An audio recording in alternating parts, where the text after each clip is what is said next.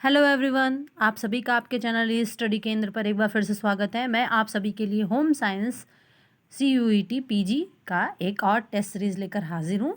ये आपका test series 3 है। इससे पहले मैंने 2 टेस्ट सीरीज़ और अपलोड किया हुआ है। अगर जिन बच्चों ने उन टेस्ट सीरीज़ को नहीं देखा है तो वो हमारे चैनल पे जाके प्लेलिस्ट से उसको देख सकते हैं।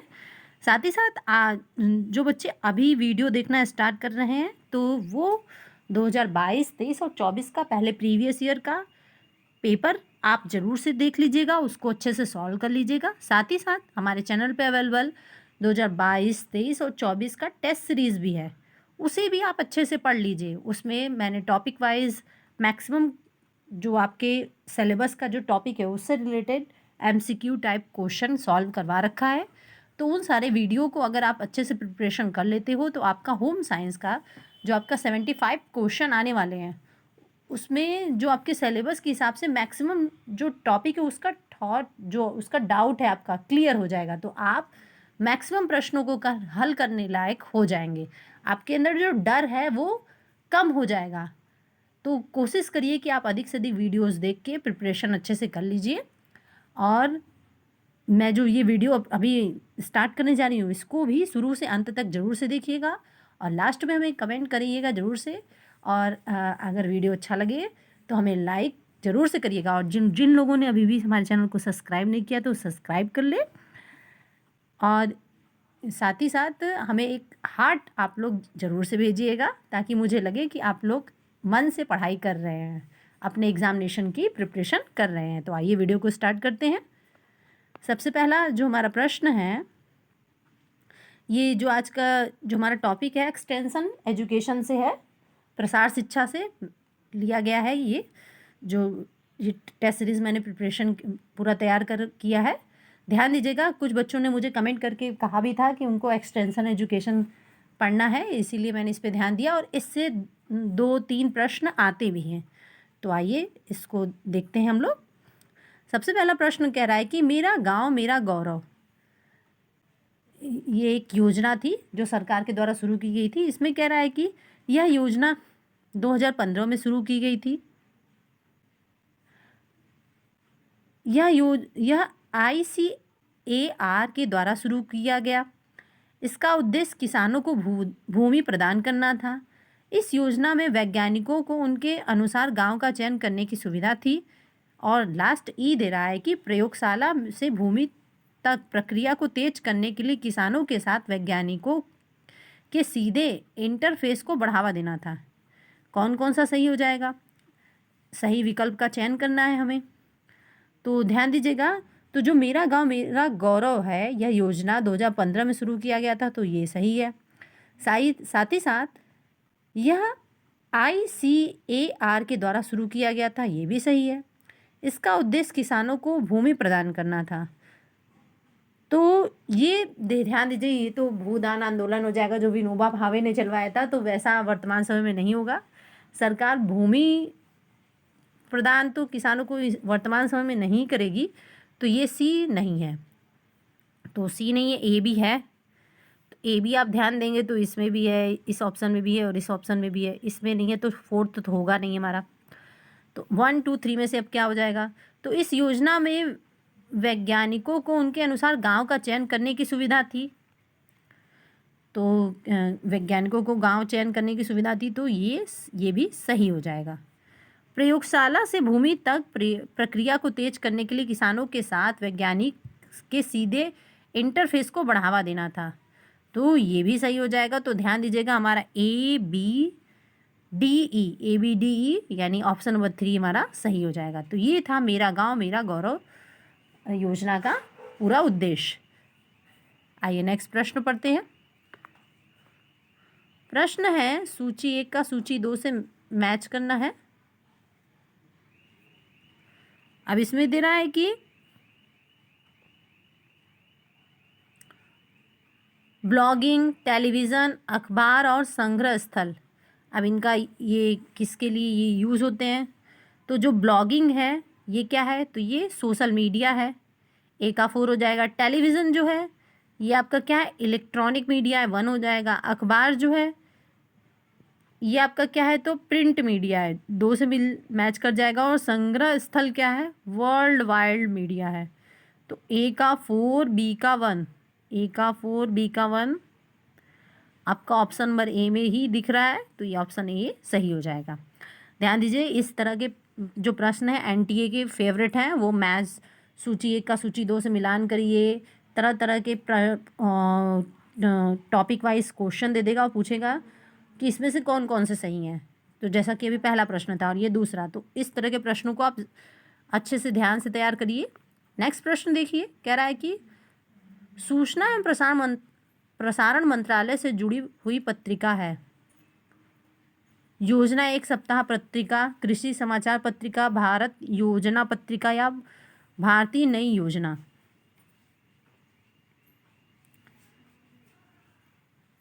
तो ध्यान दीजिए, यहाँ पे जो सूचना एवं प्रसारण मंत्रालय से जुड़ी हुई पत्रिका है, यहाँ पे ऑप्शन ए, केवल ए हो जाएगा।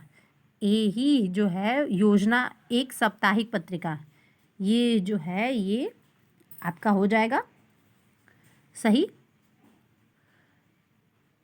इस प्रकार ग्रामीण विकास पर यह एक पत्रिका है जिसको कि ध्यान दीजिएगा कि सूचना एवं प्रसारण मंत्रालय द्वारा प्रकाशित किया जाता है। यह पत्रिका ग्रामीण विकास पर जैसे कार्यों के संबंध में प्रकाशित की जाती है।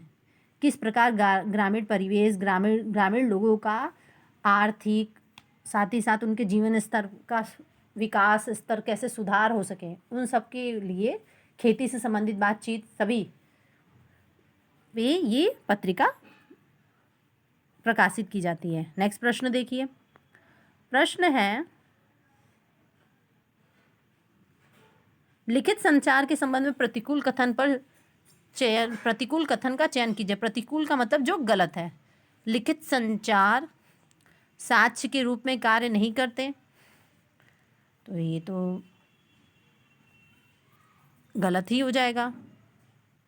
फिर कह रहा है यह अस्पष्टता को बढ़ाता है, यहाँ पे बढ़ाता हो जाएगा, बढ़ाता है, तो ये भी गलत हो जाएगा। यह अस्पष्टता को कहाँ बढ़ाता है, बल्कि ये स्पष्ट करता है। कार्य क्षेत्र में लिखित संचार से ही स्वीकृति प्राप्त होती है, तो ये तो नहीं, ये सही है हमारा। कार्य क्षेत्र में लिखित संचार उपयोग किया जाता है, ये भी सही है। तो यहाँ पे हमसे प्रतिकूल कथन पूछ रहा है, तो ए और बी है, तो यहाँ पे ऑप्शन नंबर 1 सही हो जाएगा। नेक्स्ट प्रश्न पे ध्यान दीजिए। प्रश्न है क्वेश्चन नंबर 5, ग्रामीण से क्षेत्र में स्वच्छता जागरूकता पैदा करने के लिए और उनमें रुचि पैदा करने के लिए निम्नलिखित में से किस प्रसार दृश्य सामग्री का उपयोग करेंगे। पेन पेंसिल तकनीक, पोस्टर के माध्यम से, प्रदर्शन के माध्यम से, या फिर ब्लैक बोर्ड के माध्यम से। तो ध्यान दीजिए, जब ग्रामीण क्षेत्र में स्वच्छता जागरूकता पैदा करनी हो, उन लोगों को इनके प्रति जागरूक करना हो, रुचि पैदा करना हो, तो यहाँ पे हम क्या करते हैं, ऑप्शन बी हमारा सही हो जाएगा। पोस्टर के माध्यम से, तरह तरह के बैनर पोस्टर के माध्यम से हम उन लोगों को क्या करेंगे, जागरूक करेंगे। ठीक है, ऑप्शन बी हमारा सही हो जाएगा। नेक्स्ट प्रश्न देखिए, संचार प्रक्रिया का प्रारंभ होता है गर्भ से, जन्म से, शिक्षा से, या फिर स्कूल से। तो ध्यान दीजिए, आप लोगों ने कहानी भी सुन रखा होगा कि अभिमन्यु ने अपने माँ के गर्भ से ही चक्रव्यूह को तोड़ने की पूरी कहानी को सुन रखा था अपने पिता के माध्यम से, अर्जुन के। तो यहाँ पे जो ये संचार प्रक्रिया कब से शुरू हो जाता है, तो ऑप्शन ए हमारा सही हो जाएगा, गर्भ से। इसीलिए माताएं जो होती हैं जब गर्भ धारण करती है तो वो अच्छी अच्छी कहानियाँ और किताबों को पढ़ती हैं ताकि उनके बच्चों पर अच्छा प्रभाव पड़े। नेक्स्ट प्रश्न देखिए, प्रश्न है कि निम्नलिखित में से संचार का माध्यम है बातचीत, टेलीविज़न, रेडियो तथा विज्ञापन, या उपयुक्त सभी। तो ध्यान दीजिएगा, संचार के माध्यम में अभी कम्युनिकेशन है तो बातचीत भी आएगा, टेलीविज़न भी आएगा, वो अपनी कहानियाँ हमें टेलीविज़न के माध्यम से बताते हैं, रेडियो और विज्ञापन भी आएगा। तो यहाँ पे हमारा ऑप्शन नंबर डी हो जाएगा, उपयुक्त सभी। ये सभी संचार के माध्यम है। नेक्स्ट प्रश्न देखिए, ये जो जितने भी मैं प्रश्न करवा रही हूँ सभी महत्वपूर्ण हैं। अगर आप इनको समझ लेते हैं तो परीक्षा में जो भी इस चैप्टर से प्रश्न आएगा आप उनको आसानी से कर ले जाएंगे। नेक्स्ट देखिए, संचार के से अर्थ है ज्ञान, विचार, सूचना और भावों को का ऐसा आदान प्रदान जो व्यक्तियों के मध्य संपन्न होता है। यह कथन है, ये किसका कथन है? एसपी सूपे का, बीबर का, ब्रोकर का, या फिर ओपी दमाहा का, दहामा? तो यहाँ पे ऑप्शन नंबर डी हमारा सही हो जाएगा। ये जो कथन दिया गया है ये ओपी दहामा का है। नेक्स्ट प्रश्न देखते हैं। प्रश्न है कि संचार के प्रमुख तत्व हैं संदेश, उपचार, संचार माध्यम, संप्रेषण व संदेश, या फिर उपयुक्त सभी। तो जो संचार के प्रमुख तत्व जो होते हैं, संदेश, उपचार भी है, संचार माध्यम भी है, संप्रेषण और संदेश भी है। तो यहाँ पे ऑप्शन नंबर डी उपयुक्त सभी हो जाएगा। नेक्स्ट प्रश्न है, प्रसार शिक्षा किस प्रकार की पद्धति है? व्यवहारिक शिक्षक, अव्यवहारिक शिक्षक, सामूहिक शिक्षण, या फिर लोक शिक्षण? यहाँ पे शिक्षण होगा, शिक्षक नहीं। तो जो प्रसार शिक्षा है, ध्यान दीजिए, प्रसार शिक्षा व्यवहार के माध्यम से, व्यवहारिक पद्धति के माध्यम से लोगों को सिखाई जाती है। तो यहाँ पे ऑप्शन ए सही हो जाएगा, व्यवहारिक पद्धति है ये। ठीक है, नेक्स्ट प्रश्न देखते हैं। प्रश्न है, एक्सटेंशन शिक्षा किस भाषा का शब्द है? जो एक्सटेंशन शब्द है प्रसार, ये किस भाषा का शब्द है? ग्रीक, लैटिन, हिंदी या इंग्लिश? तो ध्यान दीजिए, जो एक्सटेंशन शब्द है ऑप्शन बी हमारा सही हो जाएगा, लैटिन भाषा का शब्द है। नेक्स्ट प्रश्न,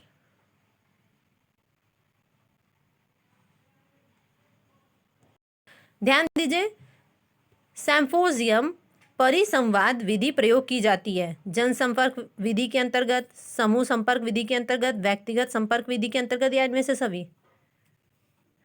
तो जो परिसंवाद विधि है इसका प्रयोग जो है हम, ऑप्शन बी हमारा सही हो जाएगा, जन संपर्क विधि के अंतर्गत करते हैं। यहाँ पे लोगों से मिलना, उनसे कोई भी समस्या है, कोई जागरूकता फैलाना है, तो उनसे संपर्क साधना और उनसे बातचीत करने के अंतर्गत इसका प्रयोग किया जाता है। नेक्स्ट है, टेलीविजन क्या है? दृश्य श्रव्य माध्यम, दृश्य माध्यम, श्रव्य माध्यम, या लिखित माध्यम? तो ध्यान दीजिए, टेलीविज़न पे हम देखते भी हैं और साथ ही साथ सुनते भी हैं। तो जहाँ दोनों चीज़ होगा तो वहाँ पे जाहिर सी बात है दृश्य देखना भी होगा और श्रव्य सुनना भी होगा। तो ऑप्शन ए हमारा सही हो जाएगा। ये टेलीविज़न जो है दृश्य और श्रव्य दोनों माध्यम है। इसी तरह सोच समझ के अगर आप प्रश्नों को 4 विकल्प में से एक ही विकल्प सही होगा तो टिक करेंगे तो आपके मैक्सिमम प्रश्न सही होंगे।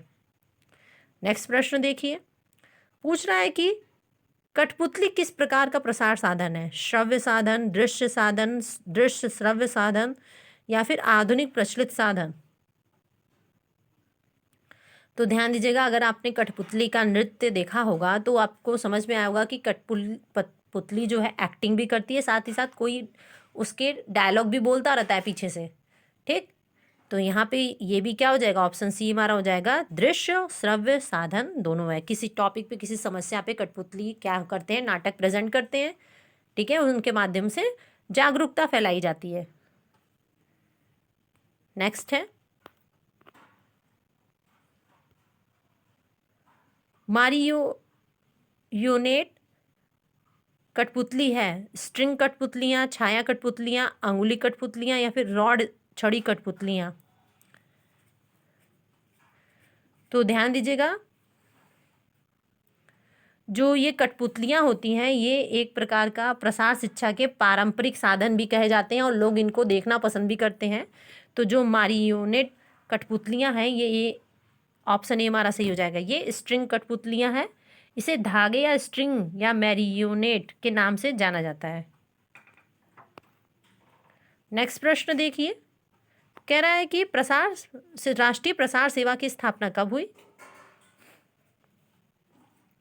तो जो राष्ट्रीय प्रसार सेवा की स्थापना जो हुई है, ऑप्शन बी हमारा सही हो जाएगा, 1953 में की गई थी। ये याद कर लीजिएगा।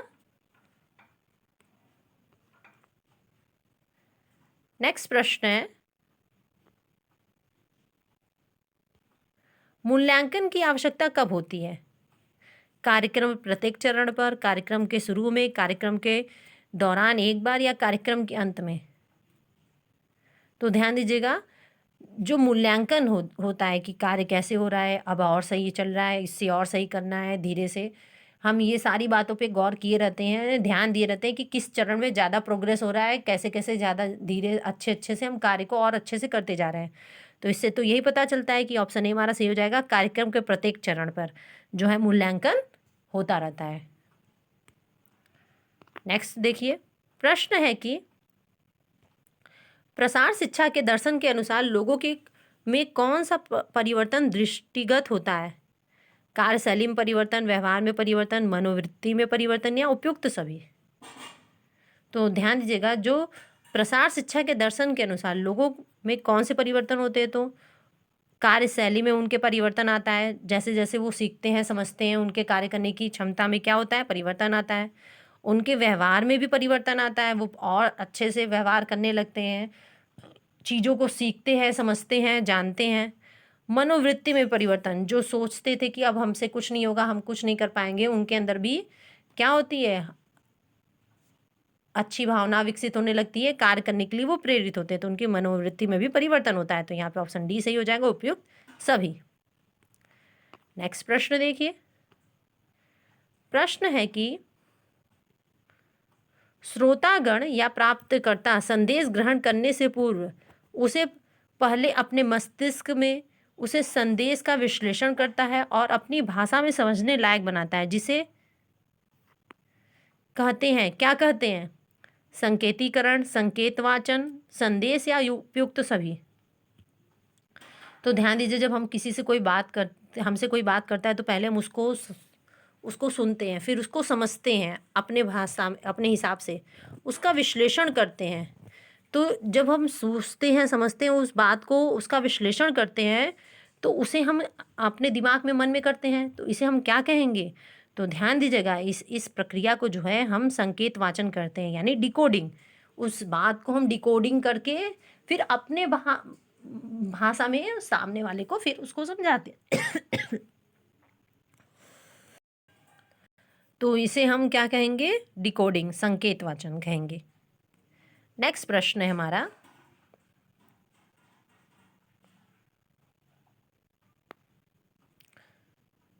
संचार प्रक्रिया के तत्वों को सही क्रम में व्यवस्थित कीजिए। ध्यान दीजिए, यहाँ पे संचार प्रक्रिया के 4 तत्वों के बारे में दिया गया है, तो इसमें से क्या सही होगा? संदेश, माध्यम, प्राप्तकर्ता, संचारक। संचारक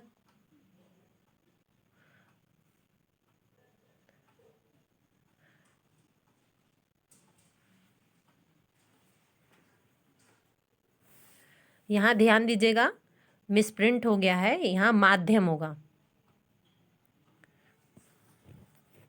संदेश, माध्यम, प्राप्तकर्ता, संचारक, संचारक, माध्यम, संदेश, प्राप्तकर्ता, या फिर प्राप्तकर्ता, संदेश, संचारक, माध्यम, या फिर संचारक, संदेश, माध्यम और प्राप्तकर्ता। तो ध्यान दीजिएगा, तो यहाँ पे जो संचार प्रक्रिया के तत्व हैं यहाँ पे दिया है, इनको सही क्रम में व्यवस्थित करेंगे तो सबसे पहले क्या आता है? संचारक आता है। संचारक जो होता है, जो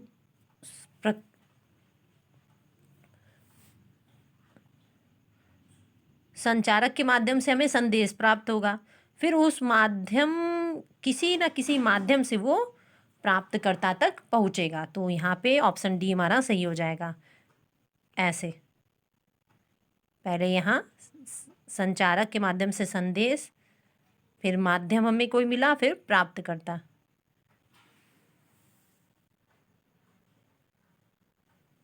या श्रोता जो सुनने वाला है।